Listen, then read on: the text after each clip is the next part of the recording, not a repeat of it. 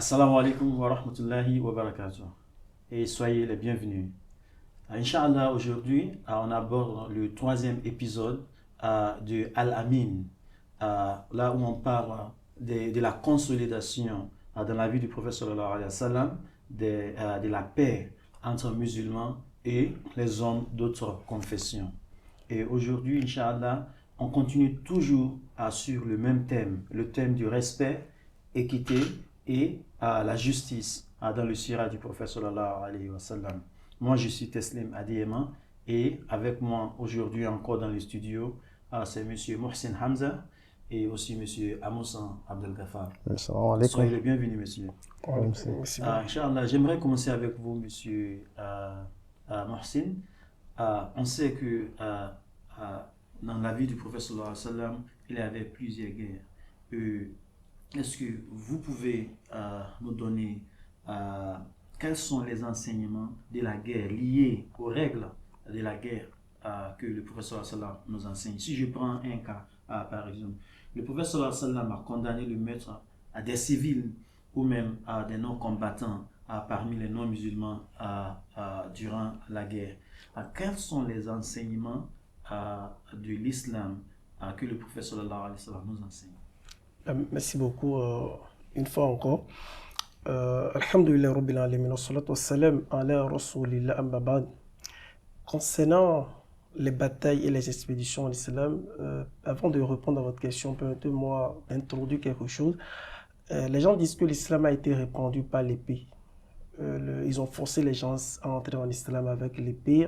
Ils ont forcé les gens à travers les guerres et autres. Ce n'est pas le cas. La guerre n'a pris pas des étapes. Le prophète Mohammed sallallahu alayhi wa sallam, il est resté 13 ans à la Mecque, il n'a jamais combattu quiconque. Il a reçu même d'embargo, on l'a persécuté, ils ont fait tout, mais il n'a jamais combattu ces gens-là. Tout ce qu'Allah lui a dit, Allah t'a protégé des gens. C'est-à-dire, il faut continuer de faire la dawa. Jusqu'au point où Allah les a ordonné de quitter la Mecque, de faire la hijra pour aller vers Médine. Une fois encore à Médine, il ne s'est jamais combattu les non-musulmans. Une fois à Médine, il a vu des clans, il a fini avec eux et il a essayé de les réconcilier. Tout ceci toujours à la Médine, il n'a pas. Donc, la guerre en islam, ce n'est pas quelque chose qui vient des musulmans pour combattre les non-musulmans. Donc, en effet, le prophète Mohammed sallallahu alayhi wa sallam, une fois à Médine, ils sont venus encore le persécuter et dans ce cas, Allah subhanahu wa ta'ala, il a légiféré la guerre. Et dans ce cas, le prophète Mohammed sallallahu alayhi wa sallam, il a donné des recommandations. Tout d'abord, il a interdit en islam de tuer un âme si ce n'est pas légiféré. Parmi les grands objectifs de l'islam, nous avons ce qu'on appelle hifzun nafs, c'est-à-dire protéger l'âme de l'être humain. Ce n'est pas forcément les musulmans, l'âme de l'être humain. Ça peut être musulman ou non musulman. Le prophète Mohammed sallallahu alayhi wa sallam, dans beaucoup de ses propos, à travers les recueils de Imam Bukhari, le Imam de Ahmad, Muslim de Imam Ahmad et autres, il a donné des recommandations, les conduites à tenir lors des batailles, lors des expéditions contre les ennemis. Et parmi lesquelles, il a cité dans Bukhari, le prophète Mohammed sallallahu alayhi wa sallam, il a été rapporté par Abdullah ibn Omar, où lors d'une expédition, ils ont retrouvé la mort d'une femme. Et le prophète sallallahu alayhi wa sallam, il a désapprouvé ça pour dire, c'est interdit de tuer les femmes. De tuer les femmes et les enfants.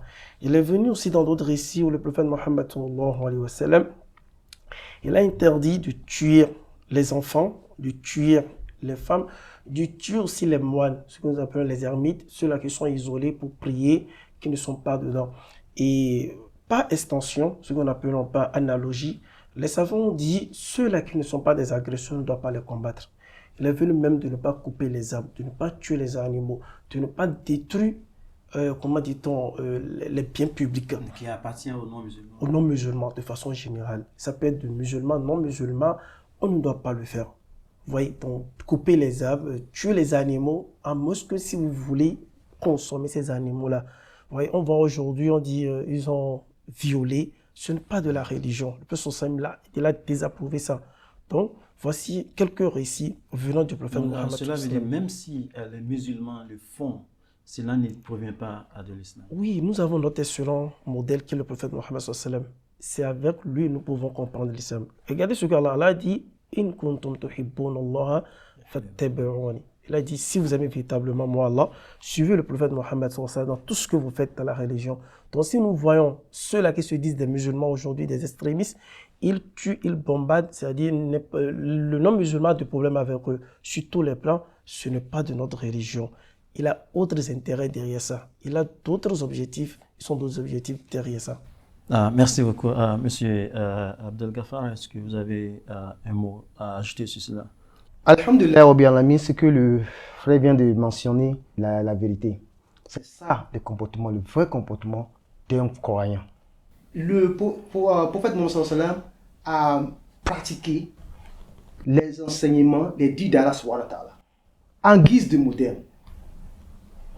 Allah a confirmé ceci dans le Coran en disant que dans le verset 490 de la sourate Baqarah, il a dit وَقَاتِلُوا فِي سَبِيلِ اللَّهِ الَّذِينَ يُقَاتِلُونَكُمْ وَلَا تَعْتَدُوا إِنَّ اللَّهَ لَا يُحِبُّ الْمُعْتَدِينَ. Allah a dit donc, combattez dans le sentier d'Allah ceux qui vous combattent. D'abord, combattez dans le sentier d'Allah ceux qui vous combattent. C'est seulement vos ennemis, ceux qui vous font face, ceux qui vous tuent, qu'il faut combattre. Se sont retirés, qui ne sont pas intéressés à la guerre, qui ne sont pas inclus dans la guerre. Vous cassez les maisons, vous les trouvez dans la maison, vous les tuez, vous passez disant que vous marquez des points. Cela n'est pas la religion musulmane. Allah a dit, il a continué pour dire que combattez ceux qui vous combattent et ne transgressez pas. Certes, Allah n'aime pas les transgresseurs. Cela veut dire que la transgression dont Allah fait mention ici, ce n'est pas abuser de son pouvoir. Ce n'est pas aller au-delà de ce qu'on vous a fait. On vous a giflé une seule fois, mais vous giflez le père, la mère, même ceux qui ne sont pas inclus dans votre querelle. Faut pas abuser, il ne faut pas aller au-delà. Allah n'aime pas les transgresseurs. Cela veut dire que si vous transgressez, vous avez commis un grave péché. Allah aussi a dit aussi dans le Coran, il a dit aux enfants d'Israël, parce que ici Allah a dit de ne pas tuer les enfants, les vieux, les ermites, de ne pas détruire les biens publics. Il ne faudrait pas que les ennemis utilisent ça comme opportunité rêvée pour détruire ce qu'Allah a interdit aux musulmans de détruire. Allah a dit dans le Coran que c'est pourquoi nous avons prescrit pour les enfants d'Israël que quiconque tuerait une personne non coupable d'un meurtre ou d'une corruption sur la terre, c'est comme s'il avait tué les hommes. C'est comme s'il avait tué tous les hommes. Vous voyez? Une personne qui n'a pas commis de corruption sur la terre, une personne qui n'a pas commis un meurtre, si vous le tuez injustement, c'est comme vous avez tué tous les hommes qui sont sur la terre. Allah a dit cela aux enfants d'Israël, afin que nous maintenions la justice, la paix. Alors si, de nos côtés, on est d'accord qu'on ne tuerait pas les démunis, si de leur côté aussi, les ennemis aussi sont mis d'accord qu'on ne tue pas les femmes, tout cela, alors vous voyez que même ceux-mêmes qui s'affrontent vont bientôt cesser. Parce que à quoi bon, si on ne détruit pas, on ne détruit rien. L'humanité qui nous a réunis ensemble là, restera entre nous. Et en fin de compte, on cessera la guerre.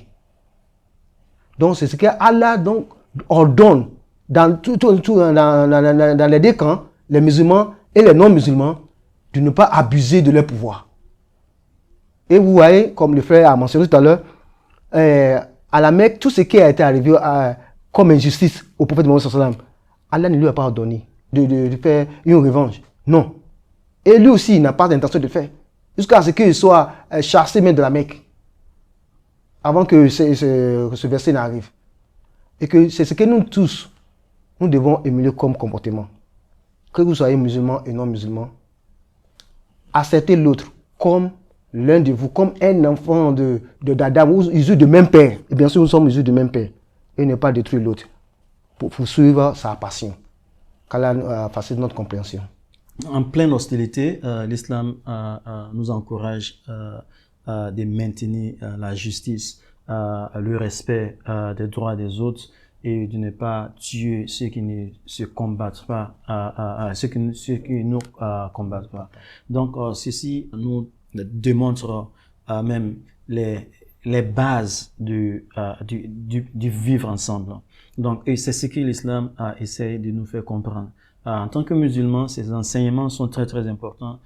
Chaque musulman doit consolider la paix dans les sociétés et la consolidation de cette paix doit être d'une manière que le prophète sallallahu alayhi wa sallam nous enseigne. Tout musulman doit prendre toutes ces choses en compte. Pour une dernière question, monsieur Mohsin. En pleine hostilité, l'islam nous dit d'être juste. Quel est votre avis sur cette justice de l'islam? Alhamdulillah. La justice en islam, ça fait partie même des qualités d'Allah. Le prophète Muhammad sallallahu alayhi wa sallam, il est rapporté dans les 40 hadiths de Imam Nawawi où Allah dit il a interdit, il a prohibé l'injustice pour lui et nous avons aussi interdit l'injustice. Donc si Allah lui-même il s'interdit l'injustice et nous a recommandé aussi de ne pas qu'on appelle d'être injuste, ça veut dire que ça fait partie de la qualité qu'on appelle d'un bon musulman. Et avant de continuer mon développement, j'aimerais attirer notre attention sur un fait. Lorsque vous êtes dans un état non musulman, comme le nôtre, état laïque, où ce n'est pas avec le Coran nous gouvernons, même si il y a de différents entre le musulman et le non musulman, il faut saisir la justice. Il ne faut pas dire c'est ça le Coran a dit. Non. Même dans un état islamique, avant de se venger, tu dois se rendre chez le juge, le cordi, et tu expliques tes problèmes. Parce qu'aujourd'hui, on voit des jeunes extrémistes et autres, et ils lisent le Coran, et selon ils ont compris la religion, et s'il y a de problèmes dans leur petit village, mais dans leur petit quartier, et ils se donnent la liberté de se venger suivant ce que le Coran a dit, alors que c'est mal vu. Bien fait qu'on peut, c'est venu dans les textes qu'on peut se venger, on peut appliquer la loi de Talion, mais même dans ce même verset, Allah dit si vous choisissez le côté de la clémence, c'est encore plus bon pour vous, pour ne pas aller vers la loi de Talion. Donc l'injustice, je tiens à dire ce côté-là parce que nous sommes dans un état laïque, on peut se voir dans un quartier, nous sommes un peu musulmans, et on va commencer par se révolter contre les non-musulmans de part et d'autre. Non, nous sommes dans un état laïque. Si ça ne va pas d'un côté, il faut saisir la justice. Il faut aller de façon pacifique, saisir la justice, expliquer le problème, aller même à des audiences. Nous ne sommes pas dans un pays musulman. Parce que les gens comprennent mal ça. Pour dire non, on doit pratiquer l'islam, la charia partout. Tu n'es pas dans un état islamique. Donc tu n'as pas le droit de se comporter ainsi. Maintenant, concernant mon opinion, moi je ne suis qu'un apprenant de la science religieuse. Je vais me référer à des imams comme Imam Shawkani, Imam Nawawi, ce qu'ils ont dit. Si déjà dans le Coran, et on dit, celui qui tue, pas erreur. Il est venu dans Sourate Al-Ma'ida, verset 5, où Allah dit, celui qui tue, pas erreur, il va payer un rançon. Celui qui tue, pas erreur, il va payer un rançon. Celui qui tue de façon, et qu'on appelle, si il tue de façon consciente, cette personne, soit on le tue, lui-même va payer des rançons, mais si la famille est pleurée, qu'on appelle le pardon. Donc, les imams comme Imam Shawkani, et lui, il a utilisé le hadith du prophète Mohammed pour dire si le prophète a interdit de tuer la femme, de tuer l'enfant, ça veut dire que c'est très possible. Donc, l'âme de l'être humain, c'est très cher. Donc, il faut pratiquer la justice. Imam Nawawi, il a pu le verset que le frère cité, et là, il a utilisé pour dire il faut combattre ceux-là qui sont des injustices envers vous, les agresseurs. C'est ceux-là qu'il faut combattre. Et aussi, de mon point de vue, on ne peut pas se lever tuer une âme comme on veut et porter le manteau de l'islam pour le faire. L'islam n'a jamais enseigné cela. C'est de l'injustice. C'est de l'injustice. Et celui-là qui l'a fait, c'est tout comme il a tué toute l'humanité. Le frère vient de lui dire, dans son développement, il a cité dans son Nisa, pour dire lorsque vous tuez une âme, c'est comme vous avez tué toute l'humanité. Pourquoi ça? Il faut comprendre que cette âme-là va donner des générations, encore. Donc tu as stoppé des générations en lui. Et imaginez tout ça là. Donc, et pour finir, le prophète Mohammed sallallahu alayhi wa sallam, il a dit, parmi les règlements de compte qui vont s'opérer le jour de la résurrection, nous avons des règlements de compte vis-à-vis d'Allah, as-salat, az-zakat, ce sont les règlements entre nous et Allah. Nous avons des règlements entre nous aussi également. Parmi les premières choses sur lesquelles Allah va nous interroger le jour de la résurrection, nous avons l'âme. Pourquoi tu tues telle personne? Il a vu même dans les récits où le prophète Mohammed sallallahu alayhi wa sallam a dit, cette personne va garder toutes les têtes qu'il a tuées en main. Tu as tué 1000 personnes et tu vas garder les têtes pour rencontrer qui? Allah subhanahu wa ta'ala. Vous voyez, et si encore tu tues encore un musulman? Pour imaginer. Donc, si on veut parler de la tuerie, l'islam n'a jamais soutenu cela. Et c'est pas de cette manière-là on applique les tests. Qu'Allah nous pardonne et qu'il nous donne la clairvoyance de sa religion. Amen, amen. Donc, très très important, en tant que musulman, on ne prend pas la loi dans ses propres mains. L'islam a un système de justice. Lorsque quelqu'un fait quelque chose du mal, il faut passer dans le système. On ne peut pas dire parce que voici ce que le Coran dit, je dois faire cela. Il y a même les savants musulmans comme Ibn Ashur, par exemple, qui définit les différentes catégorisations de la sunna du prophète sallallahu alayhi wa sallam. La sunna du prophète sallallahu alayhi wa sallam est classifiée de différentes manières. Donc, il dit que il y a parmi les sunnahs du prophète sallallahu alayhi wa sallam qui sont seulement pour les juges. Il y a parmi les sunnahs du prophète sallallahu alayhi wa sallam qui sont seulement pour les chefs d'État. Et il y a aussi d'autres qui sont seulement pour ceux qui se trouvent dans la législation, les policiers, tout cela. Donc, je ne peux pas dire parce que le prophète sallallahu alayhi wa sallam a dit ceci, et je dois le faire. Si je ne suis pas un juge, cette sunna ne m'appartient pas, ça appartient seulement au juge. Si je ne suis pas un policier, il y a des sunnahs qui s'appartiennent seulement aux policiers. Il y a des sunnahs qui appartiennent seulement aux soldats durant la guerre. Donc, il faut comprendre très bien. Quand on lit tous ces hadiths du prophète sallallahu alayhi wa sallam, ces sunnahs du prophète sallallahu alayhi wa sallam, à qui se réfèrent tous ces sunnahs? Dans quelle position? Parce que souvent, quand le prophète dit quelque chose, il assume une position. Souvent, ce sont des positions politiques, souvent, ce sont des positions militaires, souvent, ce sont des positions législatives.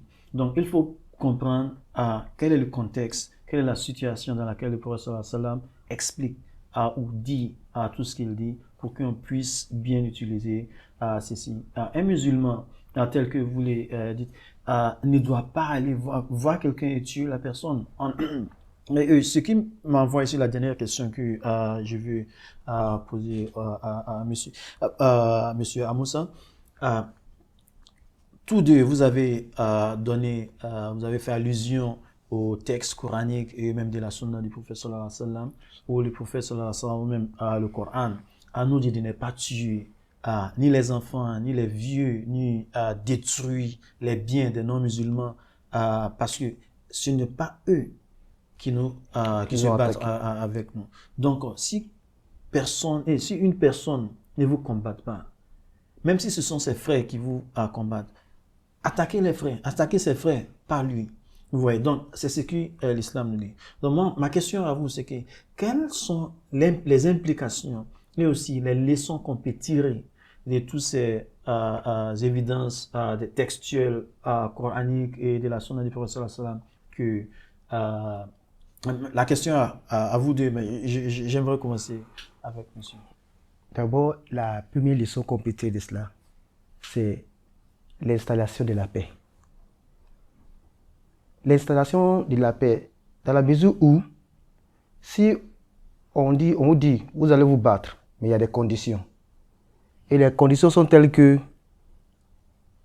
sont telles que, vous n'allez même pas, on vous dit que vous allez vous toucher, mais le fait de toucher la personne ne doit pas nuire l'autre. C'est quelle parole que vous avez, quelle querelle ça? Mais en fin de compte, on veut que vous passez par le dialogue. si on a cité un certain nombre de catégories de personnes qui ne veulent pas tuer, qu'est-ce qui reste? Qu'est-ce qui reste? Donc, c'est d'abord la paix. Il y a aussi ce qu'on appelle l'amour. Il y a le prophète Mohammed sallallahu alayhi wa sallam. Il a cet hadith-là, les érudits ont compris cet hadith comme étant que le prophète Mohammed sallallahu alayhi wa sallam veut dire que c'est l'humanité qui importe beaucoup. Ce n'est pas la religion. Il y a même, je vais revenir là-dessus, le prophète Mohammed sallallahu alayhi wa sallam a dit, si vous ne nuisez pas les non-musulmans, un non-musulman injustement, ne nuis pas. Si tu les nuis, tu me nuis. Et celui qui me nuit, il ne sentira pas l'odeur du paradis. Il sait que le frère musulman ne va pas nuire son frère. Alors, il est interdit maintenant aux musulmans de ne pas nuire l'autre. De ne pas nuire l'autre. Cela veut dire que c'est la paix là, c'est l'amour. Maintenant, la deuxième leçon, c'est l'amour maintenant entre nous. De maintenir l'amour, ce qui nous a réunis, ce qui nous a mis ensemble, étant des frères et sœurs. Il y a aussi un hadith du prophète Mohammed où il a dit que les frères, tous les messagers d'Allah, tous les messagers, nous sommes tous, nous les messagers d'Allah, il veut dire nous les messagers d'Allah, nous sommes des frères. Et notre religion est un. C'est une seule religion. Il n'y a pas deux, il n'y a pas trois. So, si les messagers d'Allah sont tous des frères, et que la religion est unique, à quoi bon de se battre? À quoi bon de se battre? Donc, c'est ce que le frère vient de dire. La leçon qu'on peut tirer de cela, d'abord l'amour, la paix et aussi la justice.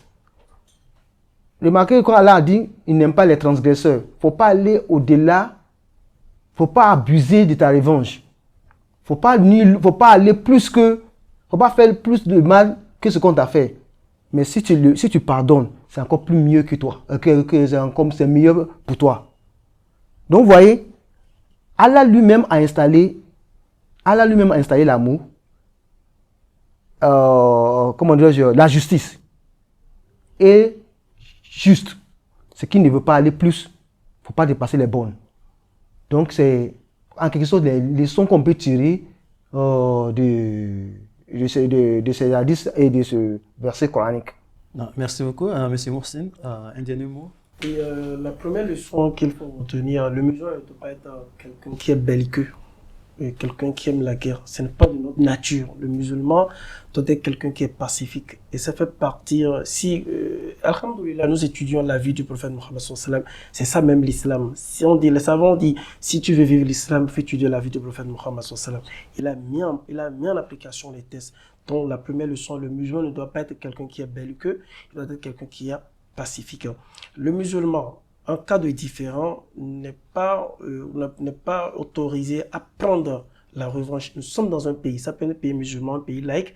Il doit saisir les autorités qui sont en charge pour pouvoir notifier. S'il le fait même, regardons ici, si on prend notre cas, le Nigeria, si il a des problèmes dans le quartier, tu te venges, on vous ramène devant la justice. C'est comme toi, même tu appliques les tests. Alors qu'il a des gens qui sont là, nous avons les avocats, nous avons les juges qui sont là. Ça ne fait pas d'égalité du Nigeria. Donc on doit saisir ces gens-là. Donc le musulman doit saisir les autorités compétentes pour qu'on appelle pour se défendre. C'est ça. Merci beaucoup.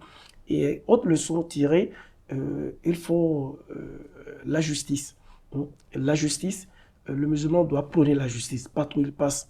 On a vu à travers les épisodes passés que le prophète Mohammed sallallahu alayhi wa sallam, il réclame la justice. Et même si vous êtes musulman, vous n'avez pas raison, il ne reste pas derrière vous. Il défend la justice parce que il n'est pas là pour les musulmans, il est là pour la justice, pour un objectif bien clair. Il n'est pas là pour dire ce sont mes clans, ce sont les musulmans, même s'ils sont dans l'erreur, je dois les protéger. Non. La justice doit être équitable sur tous les plans. Pas forcément je suis Yoruba, je suis Haoussa. Non, la justice doit être qu'on appelle tout ce que... C'est ça que nous cherchons pour que nous vivons en paix. Parce que s'il n'a pas la justice, les gens nous vont dire il a de la justice et ils vont se révolter et il aura, ils vont.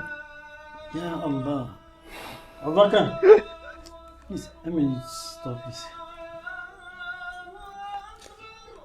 This your computer is.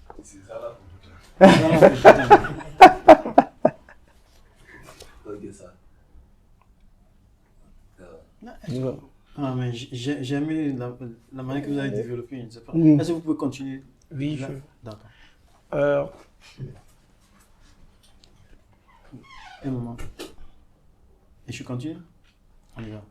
comme je le disais, nous devons prôner la justice. On doit éviter ça parce que s'il y a de l'injustice, c'est là où on a les problèmes. Tous les problèmes, ça commence au niveau de la justice. Je me réfère aussi à ce verset-là. Allah a dit combattez.